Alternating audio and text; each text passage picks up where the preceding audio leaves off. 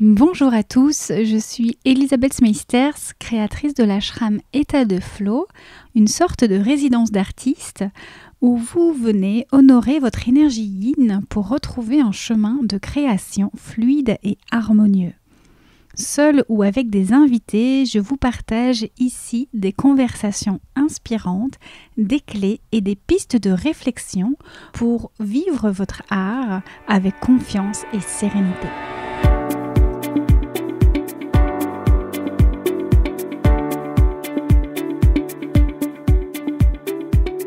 La voix est au devant de la scène tous les jours. Il y a ceux qui aiment leur voix, ceux qui ne l'aiment pas. Il y a les voix qu'on aime écouter et celles qui nous hérissent le poil. Il y a les voix qui muent et les voix qui ne correspondent pas au physique que nous imaginions. En entendant une voix, on entend une histoire. Une voix sans image laisse libre cours à notre imaginaire et nous connecte plus intimement à l'autre. Les voix ont une tonalité, une fréquence, une sonorité. Certains ont la voix qui chante, d'autres ont la voix qui porte. Qu'en est-il de ceux qui se taisent ? N'ont-ils rien à dire ou n'osent-ils pas porter leur voix ? La voix est un médium comme d'autres utilisent le pinceau, le stylo ou la danse. On l'utilise pour s'exprimer, pour libérer des émotions, pour séduire et pour nous relier aux autres. Un sujet fondamental quand on est créateur de podcast, mais pas que. Pour en parler, je reçois Julien Badoil, créateur de contenu sonore. Bonne écoute!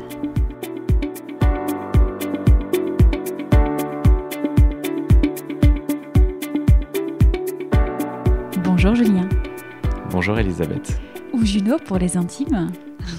Tu es créateur de contenu sonore, tu as fondé Juno justement. Les ateliers Juno, la radio, le studio de création de podcast. On va parler de la voix avec toi, du podcast et de tout cet espace de créativité que nous permet le podcast parce que je pense que c'est un beau lieu de créativité. Qu'est-ce que tu en penses ? Je trouve effectivement c'est un immense lieu de créativité et très facile d'accès.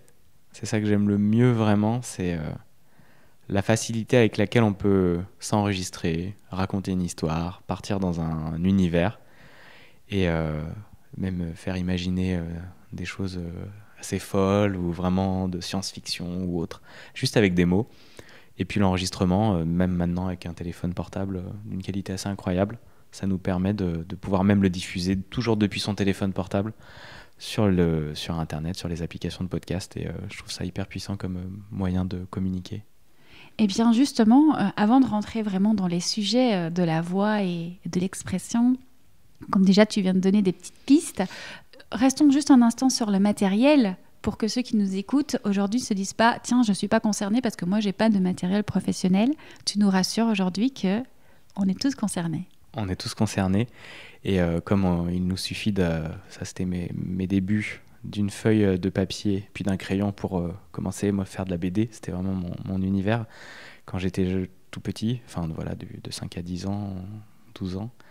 Et il y avait juste besoin de ça pour ensuite faire naître des choses incroyables et raconter des histoires. Ça m'a toujours fasciné, ça, de raconter des histoires avec si peu. Et en fait, le son, c'est de la même manière. Et je trouve que c'est encore plus puissant parce que les vibrations de notre voix nous emmènent plus loin. En tout cas, maintenant, c'est vraiment ce média, cet outil que je préfère utiliser. Et que oui, on peut le faire très simplement avec un téléphone portable. Et pas besoin d'avoir du matériel de professionnel, pas besoin d'avoir des compétences d'ingénieur du son. Et que, si nécessaire, on peut évoluer ensuite et trouver tout ce qu'il faut sur Internet et vraiment progresser. Mais en soi, le plus important, c'est de créer, de faire ses premiers pas. C'est pas d'apprendre la technique, ça s'apprend, ça, c'est pas grave. C'est très intéressant parce que tu fais un lien direct avec, moi, je vais plutôt parler de pinceau, d'art pictural, je vais parler de l'art en général même, où on met souvent cette crainte de la perfection, en fait, cette volonté d'être très perfectionniste, d'avoir le bon matériel tout de suite et la technique tout de suite, sinon on ne s'y met pas. Et finalement, la voix, le podcast, c'est un médium comme un autre pour s'exprimer. Et on en revient juste à la base. On s'exprime et c'est tout. Il n'y a pas d'erreur. Effectivement, il n'y a aucune erreur en fait. Et il y a juste l'expression, de qui on est à un moment donné et qui peut évoluer. Et on en parlait avec des amis hier au niveau des dessins d'enfants, et d'en faire, et pas forcément les garder toujours accrochés. Je trouvais ça intéressant aussi ok, ça c'était à un moment donné, là on a ce mur qu'on peut nettoyer, les mettre de côté ou les jeter, puis de continuer de créer, d'en faire de nouveaux, d'évoluer. Et pas se rattacher au passé en fait. De pas se rattacher à ah, c'était vraiment une belle création. Oui, mais on peut toujours créer tout le temps de nouvelles choses et on évolue en permanence. Donc, c'est toujours nouveau. Et ne pas être frustré par ça et s'attacher à ça. Et utiliser aussi de nouveaux médiums comme autre moyen d'expression parce que le cœur, c'est toujours, pour moi, le message, ce qui est à l'intérieur. Mais le contenu rentre dans différents types de contenants et peut prendre des formes de bouteilles, de verres, de carafes, avec des formes assez folles. Et c'est la même chose avec un média type audio, du podcast, de la radio avec le direct ou des pinceaux, de la couleur. Ça, c'est la forme que va donner notre message dedans. J'allais justement t'interroger sur ton parcours parce que tu l'as dit, il y avait la BD, tu as été coloriste aussi en animation, il y a cette idée de la couleur qui était déjà là et la voix, c'est rien de plus qu'une couleur finalement, chacun vient avec sa vibration. Tu avais déjà fait le lien entre les deux ? Oui, j'ai fait vraiment le lien quand j'ai commencé à faire de la musique électronique et que j'étais coloriste. Donc j'écoutais beaucoup de musique depuis que je faisais... En fait, moi j'ai commencé par la BD. Pour moi. Ensuite, j'ai eu la joie de découvrir l'outil informatique et donc de le mélanger avec l'outil dessin qui est devenu l'infographie, la 3D. Et puis, je commençais à faire de la couleur et du dessin avec une tablette graphique sur ordinateur. Mais le fait d'utiliser l'ordinateur pour faire de la 3D, ça m'a amené vers l'animation, ça m'a amené vers plein d'autres choses. Et ensuite, la couleur. Et j'écoutais beaucoup, beaucoup de sons.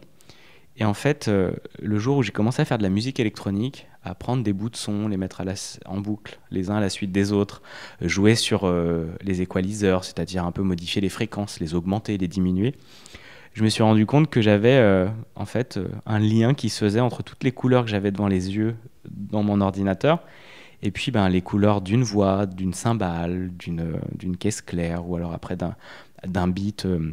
d'un boom boom qu'on met en fond, ou même j'adorais mettre des textures de vieux vinyles ou des matières, et tout ça donnait une couleur dans mes oreilles, mais je voyais tout à fait la même chose dans ma palette de couleurs visuelles, donc j'ai très vite fait le lien, et donc cette matière impalpable de l'invisible, je pouvais la traduire un peu avec des mots du réel de la matière, et c'était assez intéressant, et j'ai adoré pouvoir faire ce lien, c'était très facile du coup. Ouais.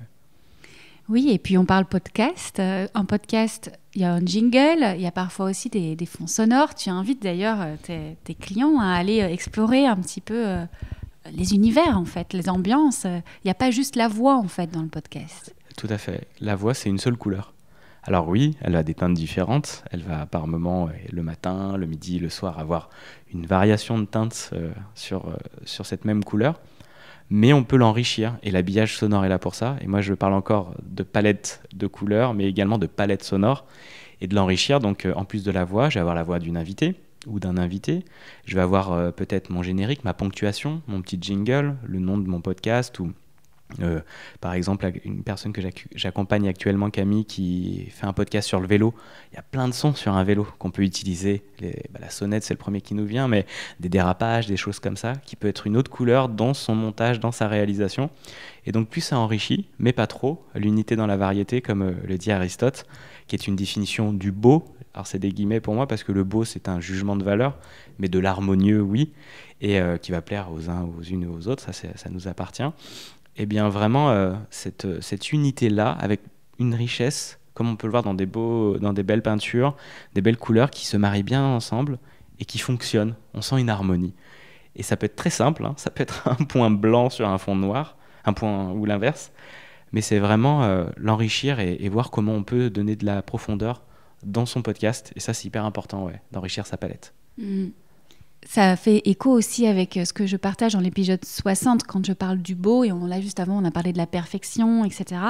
En fait, finalement, c'est pas tant ça qu'on recherche. Ce qu'on recherche avant tout, c'est l'harmonie, et c'est venir apporter des couleurs qui partent aussi de nous, qui ne soient pas celles du voisin. Clairement, et cette harmonie, on la ressent dans nos tripes, dans notre cœur, et je me souviens vraiment de ces moments que ça soit en couleur ou autre, quand on a une image, on prend du recul dessus, on sent que c'est une belle harmonie, que ça soit de la forêt, que ça soit des décors de ville ou autre. Je faisais plein de décors différents ou des personnages. On sent qu'il y a un tout qui fonctionne ensemble. On regarde aussi son image en tout petit. On dézoome pour voir si voilà, les yeux plissés en petit, si ça fonctionne. Il y a quelque chose qui s'harmonise. Et c'est assez difficile à définir, mais on le ressent. C'est vraiment dans le ressenti. Là, c'est juste. Comme en musique. Là, ça sonne juste.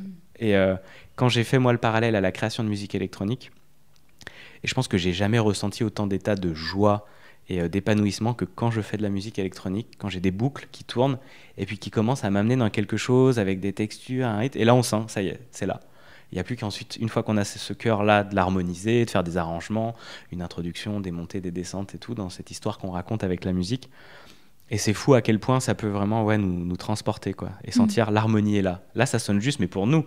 Et d'autres personnes pourront dire, ah non, c'est pas du tout ça que moi j'entends, enfin, je l'apprécie pas, et c'est OK aussi, quoi. Oui, on va pouvoir faire un petit pont avec la concurrence parce qu'aujourd'hui, il y a énormément de podcasts et on peut justement se dire, non, il y en a tellement trop déjà sur le marché. Et on ne se pose pas du tout cette question-là en tant qu'artiste peintre. On peint, c'est tout, on s'exprime. Et pourquoi est-ce qu'on se pose cette question en tant que podcasteur ? C'est une très bonne question. Et comment s'en sortir de cette question ? Pour s'en sortir, pour moi, c'est assez simple, c'est de faire un premier petit pas, une première action. Et j'adore cette phrase « Moods follows action », qui veut dire que les sentiments vont venir à la suite des actions qu'on va entreprendre. Et on ne va pas attendre d'avoir les bons sentiments pour entreprendre une action, parce que c'est l'inverse. Donc on peut attendre très longtemps avant de se lancer dans son projet d'entreprise, dans son projet créatif, dans son projet d'expression, une expression même amoureuse, dire dévoiler sa flamme à quelqu'un. Ça demande une action pour ensuite changer son état émotionnel. Et pour le podcast, je pense que c'est peut-être une marche un peu plus difficile, un peu plus haute, parce que la voix révèle énormément de notre état intérieur, notre état émotionnel. Pour moi, c'est notre âme qui parle, et que déjà, on n'a pas l'habitude de l'écouter. Quand on l'écoute, on dit « Waouh, ça c'est ma voix ». J'ai l'impression d'entendre plein de choses, je ne le conscientise pas, mais elle est en train de dire pas mal de choses de moi. Surtout si, en contraste, je suis dans un état émotionnel qui va venir amener des perturbations, comme je suis interviewé, je vais faire une conférence, je vais faire un pitch devant 20 de mes collègues. Et bien tout ça, ça en révèle énormément de nous et donc on est vulnérable. Et cette vulnérabilité, il faut l'apprivoiser et que ça peut être un vrai premier frein et on peut se dire, alors ça je pense qu'on ne conscientise pas, oui il y en a déjà trop. Pour moi c'est juste une excuse qui veut dire j'ai peur de le faire et j'ose pas le faire et c'est OK. On est tous passés par là, moi le premier. Et une fois qu'on avance là-dessus, qu'est-ce qu'on est heureux de se dire waouh, déjà j'ai osé faire entendre ma voix et puis je l'ai partagé au monde sur n'importe quel sujet, même si c'est juste pour raconter sa journée ou des choses simples, c'est un premier pas immense. Et c'est vrai que ça serait là ce premier pas qui pourrait nous aider, nous faire avancer vers OK, moi aussi j'ai des choses à raconter et je vais m'autoriser à le faire en fait. Finalement, c'est revenir à pourquoi et qu'est-ce qu'on veut dire. Ne même pas imaginer qui va être l'auditoire, c'est déjà quel message j'ai à porter, peut-être vraiment d'aller porter sa voix, bien sûr, d'annoncer, d'exprimer ce qu'on a à l'intérieur de soi pour les autres, mais juste aussi de s'exprimer comme dans un journal intime. On utilise beaucoup, ça, c'est très connu, le journal où on écrit. Pourquoi pas utiliser aussi le podcast pour justement aller entendre par soi-même les petites failles, entendre nos émotions, entendre ce qu'on a à l'intérieur de soi. Effectivement, c'est un outil merveilleux d'analyse de sa voix pour la faire améliorer. Ce qu'on ne peut pas mesurer, on ne peut pas l'améliorer. On a besoin d'entendre sa voix pour, OK, là je sonne juste, alors là on entend énormément mon émotion. Là je vois que mon rire, il était en train de camoufler la gêne que j'avais quand on m'a dit telle chose, alors j'aurais pu exprimer un silence. Et on la regarde avec bienveillance, sans jugement. Voilà, on n'a pas à se culpabiliser. Et ensuite, on peut effectivement améliorer sa prosodie, sa musique des mots, son expression. À force de jouer, il faut répéter, c'est votre instrument de musique principal. Vous avez des cordes vocales, on a un instrument à vent et vraiment à vibration.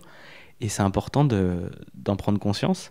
Et tu parlais du fait d'avoir besoin de trouver quelque chose à dire, un message. Et moi, c'est un peu la même chose. Commencez par parler et vous allez voir où ça vous emmène en fait. Voir où finalement vous avez des envies de sujets, de choses à partager. Même si vous n'êtes pas experte ou expert, juste d'aller dans l'action toujours explorer ça. Il y a une joie de s'exprimer, j'ai envie de le faire, j'y vais. Et ensuite, ça va devenir conscientiser, vous allez commencer à rassembler des choses, à vous dire « Ah, mais en fait, je crois que j'aime bien faire ça » ou relier ces deux passions-là ou cette manière de faire parce que vous êtes dans ce flow d'action et que c'est là où vous allez pouvoir avoir du recul. Si vous cherchez à trop vouloir préparer votre message, votre podcast ou autre, par moment, surtout sur le départ, vous n'allez jamais faire ce premier pas parce que la montagne est trop haute, quoi. C'est plutôt rester sur l'élan de départ. Qu'est-ce qui nous avait attiré ? L'élan, l'impulsion, cette joie, qui pour moi, c'est le message vraiment de votre âme. Votre meilleur guide, c'est votre joie. Là où vous allez sentir du plaisir, les moments que vous allez partager avec des personnes ou cette excitation qui est cet enfant à l'intérieur de vous qui par moments, moi je l'avais vraiment perdu quand j'ai fait une longue, même en travaillant dans la couleur, et je perdais cette joie d'être... On y met du sérieux à un moment donné. Exactement, et puis d'être dans quelque chose qui manquait de sens et de contribution au monde pour moi, même si j'étais en train de faire des films d'animation vus par des millions de personnes et des enfants, que c'était vraiment du jeu et que j'avais toujours rêvé faire ça, je me disais je vais être payé pour dessiner. Et je l'étais là, et donc un nouveau challenge est arrivé, un nouveau défi, et c'est surtout pour moi de me relier à moi et ma voix, et ensuite aider les personnes à le faire. Mais ouais, c'est vraiment cette joie, cet enfant intérieur qu'on recontacte, donc il faut l'écouter, et ensuite on vient organiser cette matière, ça se fera tout simplement. Puis la voix, parfois, elle a été aussi coupée. Elle raconte beaucoup de notre histoire. Tu en as déjà touché un mot, mais elle va évoluer aussi. Elle va muer à un moment donné. Elle va se modifier. Et parce qu'on y prend goût. Alors moi, je me souviens pour mon histoire, mon expérience ici au micro du podcast, ça n'a pas été l'admiration ou l'adoration de ma voix qui m'a poussée à me mettre au micro. C'est vraiment l'envie d'aller rencontrer des invités sur un sujet qui me passionnait et qui a trouvé un auditoire. Et cet auditoire m'a renvoyé un écho de ma propre voix qui a fait qu'à un moment donné, je l'ai apprécié davantage. Et donc, c'est aussi être conscient qu'il y a des traces de notre histoire dans notre voix, que ce soit l'accent. Le mien, on l'entend. Je suis belge. Voilà, je ne peux pas le cacher, je ne peux pas le nier. Il y a la tonalité d'une famille qu'on peut retrouver, peut-être des expressions aussi plus familiales, des émotions, tu l'as dit, dans un bégaiement, quand on a la voix qui est plutôt crispée ou qui porte un peu plus. Voilà, c'est tout ce qu'on peut dire finalement de nous et c'est presque apprendre à s'aimer soi plus qu'apprendre à aimer sa voix. C'est vraiment ça. Apprendre à déjà écouter sa voix, oser le faire quand on fait des messages vocaux qu'on envoie souvent sans jamais l'écouter, de prendre déjà cette écoute-là et de commencer à l'apprécier. Au début, ça va être plus dire « Ok, bon, elle est là, je l'aime pas », mais c'est quelque chose qui fait partie de vous, votre voix. Et effectivement, pour moi, c'est vraiment un parallèle avec le fait d'apprendre à m'aimer moi, tel que je suis, et pas avec le regard des autres qui me renvoient ou qui me souhaiteraient là ou là. Et c'est ok, mais c'est me dire voilà où est ma place, voilà qui je suis, et c'est ma voix. Et que moi, dans l'expérience, quand j'ai commencé à en faire entendre ma voix, oui, j'étais pas particulièrement fan de ma voix, comme tout le monde. Et c'est juste que je parlais d'une passion qui était donc dans une radio associative, Radio Balise. Je faisais mon premier podcast, qui est une émission en différé, mais diffusée donc du coup sur les ondes hertziennes. Et c'était Bonnes Ondes sur la création sonore, des choses que j'écoutais beaucoup, des podcasts ou alors de la création radiophonique, plus de documentaires sur France Culture ou autre. Et j'avais juste de la joie de me dire tiens, comment je vais donner envie aux gens de l'écouter cet épisode. Je vais leur faire des petites intros, je vais faire un peu de texte, je commençais à écrire beaucoup, donc j'aimais ça, de pouvoir mélanger aussi cette passion de l'écrit avec ma voix. Mais ma voix, c'était pas un sujet. Et ensuite, je commençais à l'apprivoiser, à l'écouter. Et là, les retours sont arrivés. Ah, elle est chouette ta voix, ah, j'adore ton timbre et tout. On me l'avait jamais dit avant, quoi. Exactement. Jamais Même, dit. on a une expérience très similaire, finalement. C'est aussi d'être... Ça nous amène sur un autre sujet, c'est d'être à l'écoute, en fait. Ici, à l'écoute des remarques positives, mais aussi à l'écoute de l'auditeur, de la personne de notre invité, par exemple. Parce que finalement, naturellement, notre voix va se poser beaucoup plus. On va moins courir à aller parler, donner l'information, on va être beaucoup plus dans l'accueil. Et il y a quelque chose qui va se changer aussi, se modifier dans notre voix. Ouais. Et moi, justement, j'avais tendance à parler très vite. qui est assez à l'opposé de comment je parle aujourd'hui. Alors j'ai mon énergie qui est un peu plus basse ce matin, mais j'ai ce timbre et cette vitesse d'expression, même dans une situation qui à l'époque aurait pu me provoquer beaucoup plus d'émotions parce que je suis interviewé. Et est-ce que je vais raconter les bonnes choses? Est-ce que là je suis pas en train de me mélanger? Et plus je parlais vite, moins j'avais les mots qui arrivaient dans le bon ordre, qui se mélangeaient et que je devais répéter ou autre. Et ça, c'était mon émotion qui provoquait ça. Et plus j'ai cheminé sur un chemin émotionnel à l'apaiser, à regarder dans ma vie qu'est-ce qui provoquait tel type d'émotion et d'aller à leurs racines, eh bien ma voix, tranquillement, s'est déposée, s'est calmée. Et aussi, on a enlevé ce voile. J'ai enlevé ce voile, en fait, devant elle. Et au fur et à mesure, elle devient de plus en plus pure, de plus en plus moi. Et par moments, elle a besoin de s'exprimer clairement. Il ne faut pas se nier, parce que j'avais tendance à vouloir beaucoup plaire, et ma voix était très enveloppante, très agréable. Mais dans les mots que j'utilisais surtout, je ne voulais surtout pas vexer, blesser. Le conflit, je le fuyais. Et être aussi à l'écoute de soi et s'aimer et à l'écoute de sa voix, c'est aussi oser dire un non et oser dire un grand oui. Et d'être vraiment aligné à ça. Donc ça permet de, justement... on l'entend à sa voix, tout ça. Ah là, je sonne juste. Là, je sens que je suis dans ma vérité. Eh bien, c'est parce on est en train de l'aligner. Et ça, c'est hyper puissant de s'en rendre compte, quoi. Ça ouvre beaucoup de possibles de savoir qu'on a une certaine maîtrise, en tout cas un espace d'action. Moi, j'utilise les élixirs floraux aussi en alliance, justement, pour aller chercher cet ancrage, ce calme, cette sérénité, cet apaisement intérieur, mais aussi, par exemple, la concentration sur mon sujet.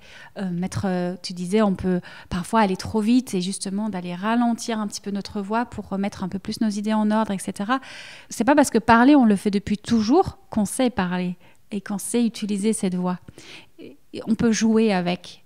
On peut se faire accompagner sur des thématiques plus personnelles, justement, pour voir le rapport et comment ça vient influencer notre voix. Voilà, j'imagine que tu l'as vu dans ton parcours depuis ta première radio jusqu'à aujourd'hui, comme ton parcours personnel vient se caler aussi là-dessus. Tout à fait. C'est vraiment... ça me vient à ce que tu me dis, c'est hyper intéressant du fait de réécouter ces moments-là. J'ai depuis 3 ans où je m'enregistre régulièrement, les épisodes, les émissions ou maintenant les posts sur Instagram, les vidéos, les audios. J'ai vraiment une évolution de mon état émotionnel juste en écoutant ma voix. Et je suis retombé sur des épisodes là, dans un coaching de Bonnes Ondes où je présentais donc, un des épisodes pour l'écriture et tout ça. Et je réentendais ma voix, je me disais, c'était marrant de m'entendre dans une énergie, j'étais presque endormi avec quelque chose de... Et en fait, tout ça, ça traduit de mon état émotionnel du moment et de la période de ma vie dans laquelle j'étais. Et ça dit tellement de moi. Et moi, quand j'étais petit, c'était mitraillette, il fallait parler vite parce que j'avais besoin de prendre ma place. J'avais pas beaucoup d'espace pour m'exprimer dans mon enfance. Et donc, dès qu'il y avait un espace, il fallait que je dise tout et très vite. Et donc, du coup, quand on parle vite, on monte dans les aigus, on est dans l'émotion. On dessert le propos, en fait. On dessert clairement notre propos. Par contre, par moment, on a besoin d'être plus impactant, d'y aller, on sent l'énergie. Et par moment, on a besoin d'être beaucoup plus enveloppant quand on accompagne des personnes ou autres, dans des méditations, dans d'autres types de formats. Et c'est à nous de trouver la juste manière de jouer.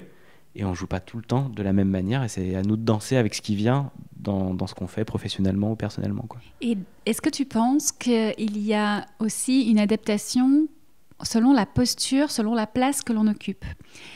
Alors, ma réponse, à moi, elle est oui. Mais par exemple, quand on a la place dans une famille, la place dans un groupe d'amis qui est plus ou moins éveillé à nos sujets de prédilection, tu es intervieweur ou bien tu es invité. Est-ce que la voix, elle se modifie aussi ? Oui.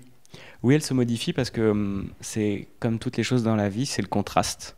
C'est qu'est-ce qui va se trouver en face de soi et quel résultat on va en tirer de ces deux ajoutés. Et c'est le yoin en japonais, j'adore. J'ai fait un court-métrage sonore là-dessus. Le yoin, c'est la résonance des choses. Qu'est-ce qui va vraiment créer, l'auteur parle de ça à la fin d'un texte, vous laissez une page blanche pour que le lecteur puisse tranquillement laisser place à son imagination. C'est comme laisser du blanc à la suite d'une parole ou de quelque chose qu'on veut laisser un peu infuser dans la tête de l'auditrice, l'auditeur. Eh bien, c'est vraiment ce contraste qui, en permanence, va faire que si je suis interviewé ou intervieweur, je ne vais pas être dans la même énergie. parce que on a eu l'inverse, j'étais interviewé et effectivement j'avais déjà donc la responsabilité de suivre mon déroulé, mon cadre d'émission, ma ligne éditoriale, et puis de suivre et d'être à l'écoute de tes propos, tout en étant, vu qu'on était en direct, la technique. Et donc j'ai une énergie qui est assez différente de là où je suis maintenant aujourd'hui interviewé, où je peux être vraiment déposé. Tu vois, il y a quelque chose de hyper agréable d'être interviewé et quand on ose le faire et qu'on se l'autorise, d'être là, on va pouvoir échanger et c'est toi qui es au contrôle. Donc moi, comme tu disais, je suis là, si tu pars, je te rattrape avant qu'on commence. C'est vraiment ça. Moi, je suis hyper en confiance, du coup, c'est très agréable de pouvoir s'exprimer tranquillement, sans rien d'autre en tête, quoi. Vraiment juste le moment présent. On arrive sur un sujet qui est crucial aussi, c'est la place que tient l'intervieweur. C'est la personne qui est responsable de créer l'espace dans laquelle l'invité va pouvoir se déposer et se dévoiler. Parce qu'on est quand même sur un format où il va y avoir une audience, il va y avoir des auditeurs, et tu peux soit, en tant qu'invité, rester bloqué là-dessus et avoir peur de cette foule qui va t'écouter, ou bien sentir le climat intimiste qui est créé par l'intervieweur et dans laquelle tu vas pouvoir te déposer comme si tu oublies finalement le micro. C'est clair, et ça c'est hyper important, comme on a fait juste avant notre échange, de parler, de boire un verre, d'être tranquille, de tranquillement rentrer, ce sas d'entrée. Je suis pas arrivé juste en arrivant, c'est parti, on enregistre. On s'est déposé tranquillement et on a le cadre aussi dans l'endroit où on enregistre qui nous enveloppe. Il y a ta vibration, il y a ton énergie du jour aussi, ta préparation de cette interview. Tout ça permet de effectivement m'envelopper moi dans un moment où ça va être agréable. Et cet après-midi, je vais être dans une conférence, et bien là, il y aura un autre public, ça sera une autre manière d'être, et je ne vais pas être dans la même énergie parce qu'il y a beaucoup d'autres choses qui vont rentrer en compte. Par contre, moi, une fois que j'ai conscientisé ça, le plus important, c'est d'être le plus juste et le même dans différents cadres, dans différentes choses qui arrivent à moi en contraste, et que je peux être, et c'est le chouette travail de cette vie, de vraiment être moi dans tout type de situation. Par moments par des personnes qui pourraient m'envoyer des choses assez négatives, de savoir quand c'est juste de ne plus parler, d'être dans cette voie du silence, ou dans le moment où on peut effectivement exprimer sa vérité et ne pas se renier. Mais c'est vrai que ça crée énormément de choses différentes, et c'est à nous de danser avec ça et d'apprendre à le faire au mieux. On en revient finalement à la connaissance de soi. Quand tu connais bien qui tu es, tes détours, tes contours et ta vibration, on en parlait avant d'appuyer sur play tout à l'heure, l'importance d'être dans notre propre vibration, de ne pas essayer de coller à celle qui est de la personne en face. Donc quand on est deux, c'est plus facile que quand justement il y a une table ronde ou qu'il y a une foule selon l'ambiance. On va être forcément, je ne dirais pas perturbé, mais touché par l'environnement, que ce soit des personnes, tu l'as dit, le lieu dans lequel on se trouve. Et si vous voulez, vous qui nous écoutez, participer à un épisode de podcast, soit en tant qu'invité, soit parce que vous le créez, tu seras certainement d'accord avec moi en disant que c'est important aussi de créer l'environnement et de même choisir à qui on dit oui quand on nous invite à un épisode de podcast. Tout à fait, c'est très important, c'est très pertinent. Et donc vous, quand vous recevez des personnes, vous avez donc cette responsabilité de créer un bain d'ondes qui vous ressemble et qui peut être OK, vous pouvez vous chercher. Et puis responsabilité, c'est pas un mot qui doit vous faire peur. C'est juste que vous avez conscience que vous interviewez quelqu'un, qu'elle arrive avec ses émotions, qu'elle arrive avec son état d'être, et que peut-être que c'est juste de faire 3 minutes de respiration avant, peut-être que c'est juste de tranquillement échanger avec elle, lui expliquer le déroulé de l'interview pour la rassurer. Ça, c'est à vous de voir. La personne qui arrive en face de vous, comment vous la mettez bien, mais même dans nos échanges au quotidien, en fait.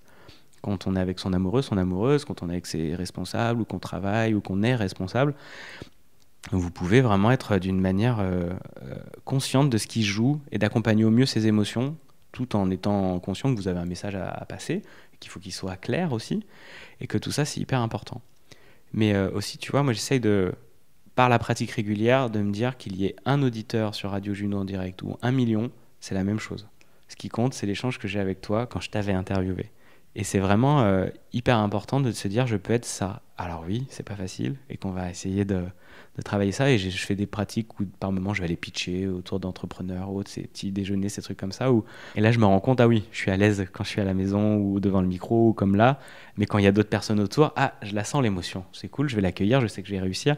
Mais ok. Et j'essaye d'être d'avoir régulièrement apprivoisé ces sentiments-là pour qu'émotionnellement, ça soit le plus déposé possible, pour que je sois le plus juste dans le message que je vais apporter, que ce soit pour mon entreprise, que ce soit pour un sujet donné, pour une interview ou autre.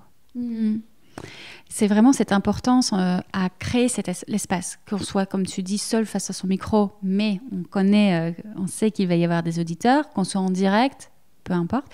C'est à nous de créer l'espace sécurisant et de refermer un petit peu le cadre, de fermer un petit peu l'espace quantique, vibratoire, pour se remettre dans un espace dans lequel on est bien et en sécurité.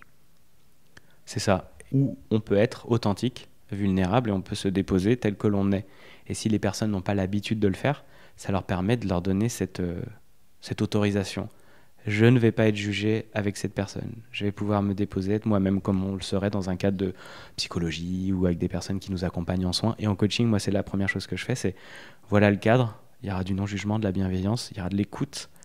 Par contre, je serai authentique, je serai honnête avec toi si j'entends des choses par rapport à ton univers entrepreneurial que tu souhaites aligner. C'est pour ça que tu es venu à moi, tu m'as payé pour ça. Par contre, ça sera toujours fait dans le respect et dans l'honnêteté, et c'est hyper important. Et là, les personnes, très vite, on peut parler de sujets hyper intimes, mais elles se savent protégées, et ça sera dans les confidentialités, évidemment. Et c'est parti. Une fois que ça s'est posé, on peut y aller, on peut être soi, et c'est tellement agréable pour des personnes qui n'ont pas eu souvent cette occasion, que c'est parfait, c'est très agréable aussi à avoir de permettre ça. J'adore, moi. Oui. Et dans des espaces d'accompagnement, c'est aussi important finalement, parce qu'on parle de la voix au podcast, mais aussi dans un espace d'accompagnement. C'est pareil finalement, ce qu'on va transmettre, qu'on soit derrière un micro ou pas, c'est quelle posture on adopte, qu'est-ce qu'on dit, à qui est-ce qu'on le dit, et qu'est-ce qu'on a envie de créer ensemble avec la personne, dans quel état on a envie qu'il baigne, dans quel environnement, c'est etc. Ça. Et moi, je résume la communication, c'est comme ça qu'on la résume, c'est émetteur, canal à l'intérieur, le message, et ensuite récepteur. Et pour moi, donc l'émetteur, c'est l'intérieur, le récepteur, c'est l'extérieur. Et le plus important, c'est ce message au milieu. Et comment on va justement faire en sorte qu'il passe, qu'il soit traduit, qu'il soit compris. Et que c'est hyper important de voir que ça vient tout de vous, en fait, cette vibration-là. Donc, c'est vraiment, vraiment la clé. On en revient à ça. Toujours. Et alors justement, qu'est-ce qu'on peut dire à ceux qui se taisent ? Et est-ce qu'ils n'ont rien à dire ou bien ils n'osent pas porter leur voix ? La question, c'est, j'ai envie de dire, oui, pourquoi vous taisez ? Quelle est la raison profonde du fait de ne pas oser prendre la parole ? Donc la réponse, c'est pas qu'ils n'ont rien à dire. Ah non, on a tous et toutes énormément de choses à dire. Et quand des personnes me disent non mais j'ai rien à dire ou autre, on peut passer des interviews incroyables. Et je fais du montage pour d'autres podcasts, et la personne arrive vraiment à bien interviewer les personnes, c'est un très bon journaliste, et tout le temps on lui dit non mais moi j'ai rien à dire, il interviewe beaucoup des marins, moi j'ai rien à dire ou autre, ils ont toujours des émissions de 2 heures passionnantes. On a tous et toutes des vies incroyables, sauf qu'on n'ose pas les regarder ou qu'on s'auto-juge. Et que si une autre personne arrive avec de l'écoute, de la bienveillance, et qu'elle aime justement échanger avec les autres et découvrir avec sincérité l'univers et la vie des autres, mais moi je vous en trouve des milliards de choses à vous faire raconter, quoi. C'est des histoires, on a tous une vie et donc on a tous quelque chose à raconter, que ce soit le boulanger du coin, c'est clair. Peu importe. Et je vous invite pour faire ça, vous en convaincre, si vous osez, allez faire un micro-trottoir, allez poser des questions aux gens, allez demander juste des beaux souvenirs d'une personne ou comment elle en est arrivée là, si elle est boulangère ou boulanger. Allez juste, vous allez voir, c'est hyper satisfaisant, mais vous aussi, vous avez tellement de choses à raconter sur votre vie. Et c'est une croyance de se dire qu'on n'a rien à raconter. C'est surtout parce qu'on a peur aussi on a un peu un manque d'estime de soi. Ouais. Et moi, c'est beaucoup ce que j'ai reconnu aussi chez moi.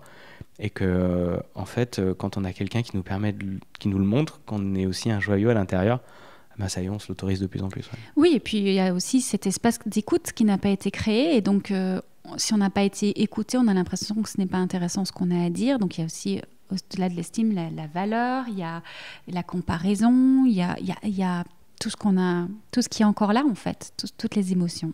Et ce qui est chouette, c'est vraiment incroyable avec le podcast, c'est que vous êtes tout seul et toute seule et vous pouvez créer votre propre espace d'écoute où personne ne va vous embêter, parce qu'au début, vous allez pouvoir vous écouter tranquillement, et qu'une fois que vous avez fait ces premiers pas, vous pouvez le partager, puis que personne n'a à vous embêter, puis même si des personnes disent des choses, ça leur appartient, et vous avez votre propre espace pour vous. Le podcast, c'est que pour vous. La forme que vous souhaitez lui donner, les propos que vous souhaitez partager, les sujets ou autres, et puis derrière, vous pouvez ensuite le propager. Mais ça vous appartient, donc c'est hyper puissant cet espace d'écoute. Et voilà, et après c'est un espace de créativité et on y met de soi. Se laisser entendre, c'est quand même aussi ça. Est-ce qu'aujourd'hui, je vais oser être entendue dans mon message, dans ma voix, dans mes émotions? Est-ce que je vais oser être touchée? Parce que c'est toucher quelqu'un aussi. C'est être touché soi. C'est donner de la réverbe. Réverbe, c'est le nom d'un accompagnement que je propose évidemment parce que je trouve qu'il y a vraiment, ça dit tout. Donner de la réverbe à son message, c'est se laisser entendre. Mais au-delà, que ce soit le podcast, un art pictural, la photographie, est-ce que vous vous laissez entendre? Est-ce que vous vous laissez voir dans votre vibration? Exactement. Et j'aime bien moi aussi faire la différence entre entendre et écouter. Parce que pour moi, écouter, c'est vraiment offrir l'espace complet d'écoute active, comme on dit, qui laisse infuser en nous. Et entendre, c'est ce qui peut arriver avec vos podcasts. Des personnes vont l'écouter, puis ça va passer d'une oreille à une autre. Et c'est OK aussi, en fait. Et tant mieux si vous avez une personne, un auditrice ou un auditeur qui a été touché par vos mots, par votre court podcast, ça suffit amplement, je trouve, à justifier d'avoir propagé vos vibrations. Mais vous ne le faites pas pour les autres. Vous le faites avant tout pour vous reconnecter à vous, votre voix, votre valeur, votre univers. Et ça va forcément parler à plein d'autres personnes. Et que c'est chouette de partager ces histoires de vie pour se laisser surprendre. Se laisser surprendre. Et puis ça fait une belle réverbération, effectivement, ça vous reviendra à vous et vous allez être très surprise, vraiment, et surpris de ce qui peut vous arriver si vous osez. Oui. On va arriver tout doucement sur la dernière partie de cet épisode avec l'état de flow. Il y a ce flow dans la voix, il y a ce flow de s'exprimer. Qu'est-ce que c'est pour toi, l'état de flow, Julien ? L'état de flow, pour moi, c'est vraiment l'état où on est soi, dans le moment présent, sans aucune résistance. Vraiment dans ce flow où on peut créer, on peut parler, on peut être, et il n'y a rien qui vient nous couper, comme si on est en train d'être dans un travail, un état créatif. D'un coup, il y a une notification de téléphone qui vient casser ça, qui vient casser le rythme, en fait. Comme une rivière qui coule, puis d'un coup, bim, il y a un barrage. Et d'un coup, elle vient tout doucement par petits... Et là, on casse tout, en fait. On casse vraiment la vie, le vivant, l'énergie. Comme on voit le flot de voitures à Paris, il y a des feux rouges qui cassent ce flot en permanence. Et il est nécessaire de le casser, ce flot, pour faire passer d'autres flots. Mais il y a vraiment ce fluide. C'est vraiment très mouvant, et c'est vraiment pour moi la vie. Et là où je l'ai plus ressenti, où j'étais pleinement connecté, il y a plus de temps qui existe, un autre espace, c'est quand je crée de la musique, quand je crée aussi de la couleur et que j'étais dans un bain musical pour créer tranquillement sur le visuel. Et c'est être juste là, il n'y aura plus rien qui compte, juste ce qu'on est en train de faire. Ça peut être faire une recette de cuisine, ça peut être tout acte qui nous met dans un moment de plénitude et de joie. Parce que c'est vraiment très très lié à la joie pour moi, un flow, un état de flow, sincère quoi, vraiment. Il y a aussi cette coupure, ça me fait penser à cette coupure énergétique à l'intérieur de soi aussi, où l'énergie ne circule plus. Il y a besoin encore, on le rappellera pas assez, d'aller voir les émotions, comment on peut justement apaiser tout ça. Se mettre dans un état de flow, c'est aussi se donner les moyens émotionnellement, énergétiquement, mentalement, physiquement, d'être dans cet état. Et oui, parce que cette énergie de vie, elle est en vous, mais c'est vos émotions qui vont la bloquer ou qui vont l'empêcher de sortir, ou vraiment tout petit flux, tu sais, tout petit, quoi, comme après le barrage. Et que l'état émotionnel, c'est lui qui vous met en action ou en non-action, parce qu'il vous retient, et qu'effectivement, plus vous fluidifiez ça, vous êtes un canal, plus la vie peut circuler en vous, et vous pouvez vous exprimer tel que vous êtes. Jusqu'à l'extérieur. Jusqu'à l'extérieur, effectivement. Ça me fait penser à cette image, on va reprendre l'enfant dont tu parlais tout à l'heure, qui courrait vers nous joyeusement, et peut-être pour nous tendre son dessin, et il est arrêté dans sa course parce qu'en face, le récepteur, il n'est pas là, ou il refuse son dessin, son cadeau, etc. Et le flow, là, il est arrêté. Et c'est comment remettre cet enfant en mouvement et comment lui redonner l'envie de se mettre dans ce mouvement-là et dans cette création. C'est ça. Et que ce mouvement soit épanouissant pour lui, naturel, et que ça continue à perpétuer sa fluidité.